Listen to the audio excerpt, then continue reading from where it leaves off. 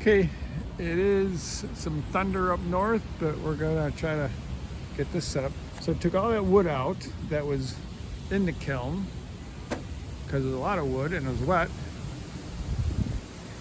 So I put the dehumidifier in. It's kind of late. So I put a few boards I do need right away. I have the fan running on just fan for circulating.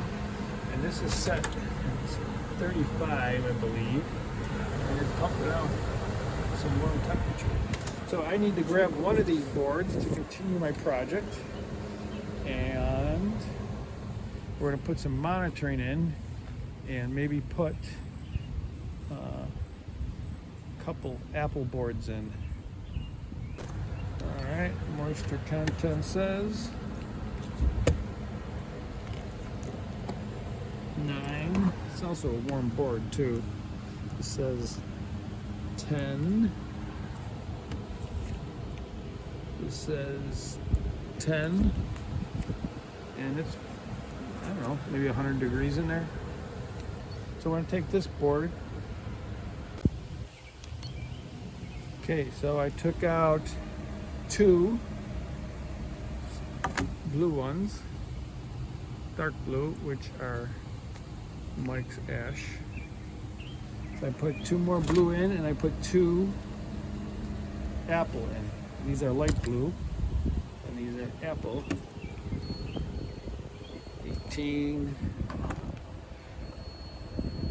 18. Okay, so we're gonna put those in. I'm thinking I'm putting all these stickers back in because those are soaking wet. I think that adds to the moisture that I'm trying to pull out of the other wood. All right, and I put this monitor back in. I don't know if you can read that. 77.6 and 56.1% humidity, temperature and humidity. So I'm just gonna put that in there so I don't have to open this whole thing up to monitor that. And clouds are moving fast. So this is 2 more ash boards and 3 pine boards. I think we're going to cut off stuff we know we definitely don't want to use. No sense messing up the planer with this crap. And then we're going to run those through the planer for 3/4 inch thickness. And those ash, I think we're going to plane at least one of them down to 1 inch for support pieces. That's what we're going to do. Okay, our D-Wall DW735, and we're going to set it to 3/4. So I think what happens is I can't dial this thing any smaller in thickness than 3/4 because I want them all to be pretty much the same.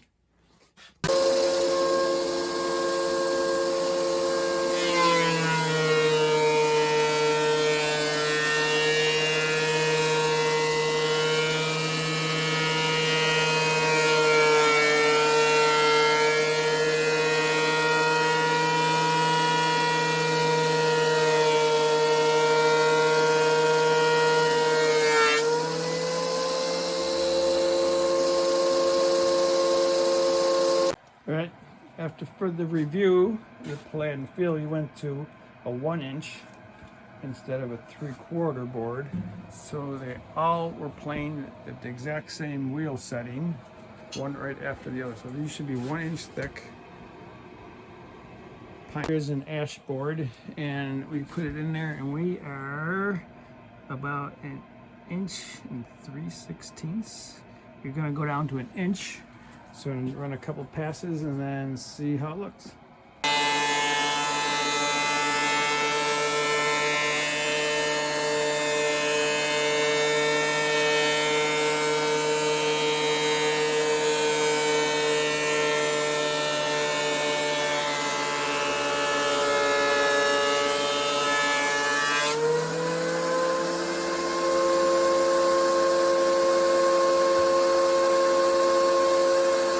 Now we also have a 1 inch thick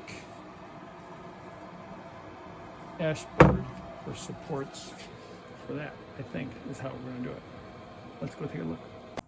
All right, we kind of realized that there's going to be a lot of interference. My first thought was to put a piece like 2 inches to screw all the top boards to, but the most I can get is like 3/4 of an inch because of bolts, or put it way back here, which is too far away. So I think I'm going to extend this out 1.5 inches, use an inch board across all these, then put another 1 inch by 2 inch towards the middle to hold those all flat. Yeah, that's what I'm thinking. I think I'm going to put like a 1/4 inch spacing between the boards so that the water can get out and route all the edges on the top. And probably the bottom too. Okay, before I cut the end square, I need to make sure that my long edge is good. So I need to run that through a table saw and get these to the right widths that I want. Then I can cut to the right length. But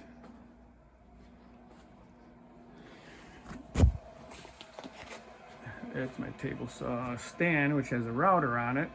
I think I'm gonna go set up in the garage to cut these boards, rip these boards to the right width. So this is sawmill cut 7, so it's not a perfect edge. We're running it through here at 6 3/4. And then we're gonna flip them and do 6 1/2, which will be the right width for each of the 3 boards for the top.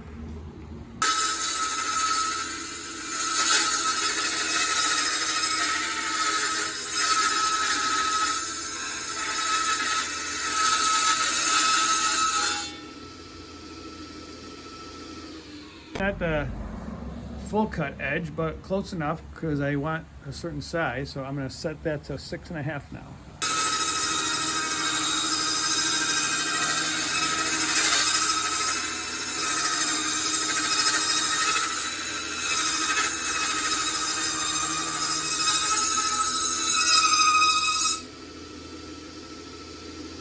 Now we should have 3 6 1/2 inch wide by 1 inch thick pine boards. We're going to cut the length and put the top together.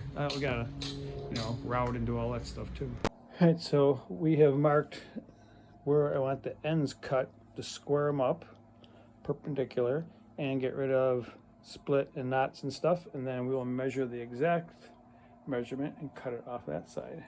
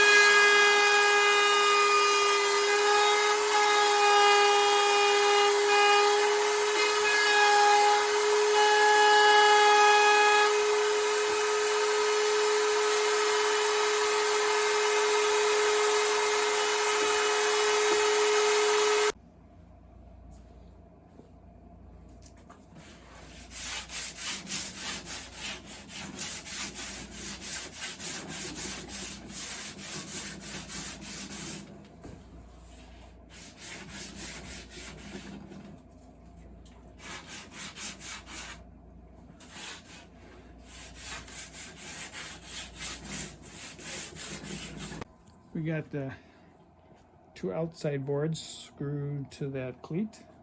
Let's just check squareness, perpendicularity. All right, I think that's lining up pretty good. All right, we gotta put that middle board in, and we'll see what's next.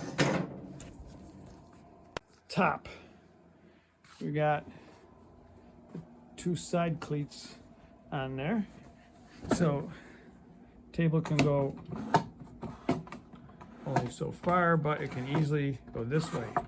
So I need to put probably a cleat underneath that is pretty close in dimension here, so that this will not wiggle and jiggle, but easy to come off, easy to go on, and self-centering, and well, self-centering, but also self-staying without bolts. because I know my grandkids and they know me, and I like to build things that they take it apart and do lots of different crazy things with it. You'll never know where that piece will wind up. Some neighborhood's backyard doing something. Yeah, so I do need, and you can kind of see from this angle, this is what happens. I never can get these surfaces lined up. So I'm going to take a belt sander, sand this all smooth, and sand a radius on this corner here on both sides. And then put those cleats from underneath. So that's where we are with the top. Considerations for the cleats. It's got to clear that. So towards the end is better than to the middle, and I'll just rock. And I'm thinking I have to put a support in here to keep that base square, because that will wind up in someone else's backyard. Yeah, so maybe we'll put a cleat about there.